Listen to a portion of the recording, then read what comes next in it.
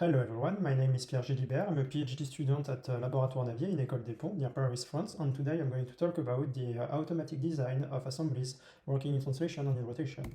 So a sequential interlocking assembly. Sequential means that the parts may be brought one at a time following a given sequence. And interlocking means that in the assembled state, parts block each other through their geometrical feature, except for one special part called the key, that hold the puzzle together. As long as the key is not removed, no other part can move.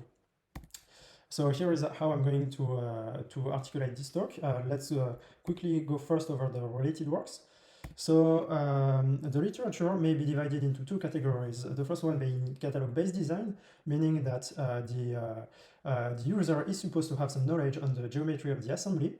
The other category being voxel-based design, meaning that the user doesn't assume anything on the geometry of the parts, but suppose that they are going to be made of voxels or cubes, which restrict the assembling motion to translation along the three canonical directions of space. So the questions we are addressing in this talk is whether we can automatically design assemblies obeying any kind of translations, including non-orthogonal translation. We are also going to investigate assemblies working in rotation, which is a blind spot of the literature so far, and we are going to generate our assemblies on the fly without any assumption on their geometrical feature. Simplifying assumptions, we are only going to look at two-dimensional assemblies, and also we are going to assume infinitesimal motions and polygonal parts. The basics of the blocking relationships in assemblies. Let's say I have a square design domain, so I'm looking at the top row, and this design domain is partitioned into two parts, P0 and P1, using a single line segment. These line segments define a half space of motion, which is oriented by the normal n, and any vector in this half space, which is represented on the right as a blue semicircle, are directions along which P1 may translate without colliding with P0. So middle row, if my polyline separating my parts is made of two line segments, the set of valid directions is obtained by intersecting the half spaces of motions defined for each line segments. So these intersections define a cone that we call the cone of translational freedom.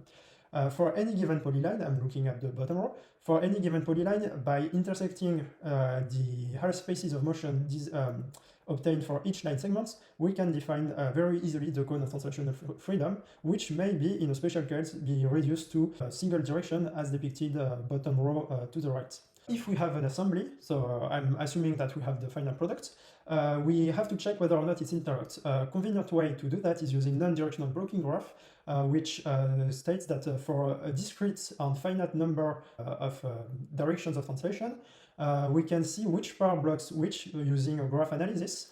And so that way we can very efficiently say whether or not an assembly is interlocked. So our goal is going to reverse engineer what we have just said.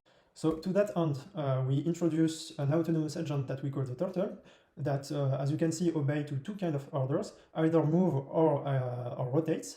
This turtle will be able, by moving on the plane, to generate any kind of polygonal part. And this turtle will obey to the orders emitted by a formal grammar. So this formal grammar will emit orders that are typically of the kind rotate or walk, but also a snap order, which is a special order that tells the turtle to orient in a way that close the cone of translational freedom in order for it to match the user prescribed cone. So the overall workflow of our algorithm is as follows. The input is the design domain on the ordered list of disassembling motion. The first iteration, the turtle is tasked to partition the design domain into two parts, so it follows the orders given by the grammar, and then at the end of this iteration, the remaining part, which is P0, is taken as the new design domain, and the turtle is now asked to partition this new design domain into two parts again, and at the end of this partitioning scheme, the NDBG are computed, and if they say that the assembly is interlocked, we can move to the next iteration. If not, the polyline is discarded and the turtle has to draw it again. The iteration 3 is the same as iteration 2, and we can do that way iteratively until we reach the outputs, which is a partition of our design domain into interlocking assemblies. So the results. As you can see, I've prescribed 4 directions of motion, so 4 cones, which in these specific examples are reduced to a single unique direction of motions. On the right, you can see that the total partitions my design domain into 4 plus 1 parts, and each of these parts obey its prescribed motion. The NDBG here tells us that the assembly is interlocked. So as for rotation, so this is quite new. So the idea here is that for part P1 to rotate around D without colliding with part P0, the instantaneous direction of motions of each point on the polyline separating the two parts must be pointing inside P1. So concretely, to generate such a polyline, when the turtle is at step xi, it solves the system presented on the bottom of the slide to jump to point xi plus 1 and make sure that the line segment it has drawn is compatible with the rotation around D. So the workflow is basically the same. I have 4 centers of rotation, and the total works in order to partition those the design domain into parts, each obeying its prescribed center of rotation. Something that is quite surprising is that we can also specify a part to obey both direction of translation and a center of rotation. So here part 3 is translating, and we will see that it's also rotating around a prescribed center of rotation.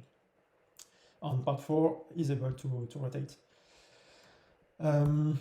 So this algorithm can be run time after time, over and over again, to generate many designs, and then the user has the choice to to choose the design he or she prefers for mechanical reason, for fabricability, or for aesthetical reasons. Here are designs that I have laser cut.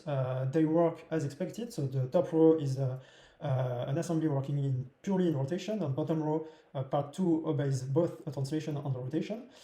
And so they work as expected, which is a good news. When practice meets theory, it's always a good thing. I hope I've interested you. If you have any questions, now is the time, and I thank you for your attention.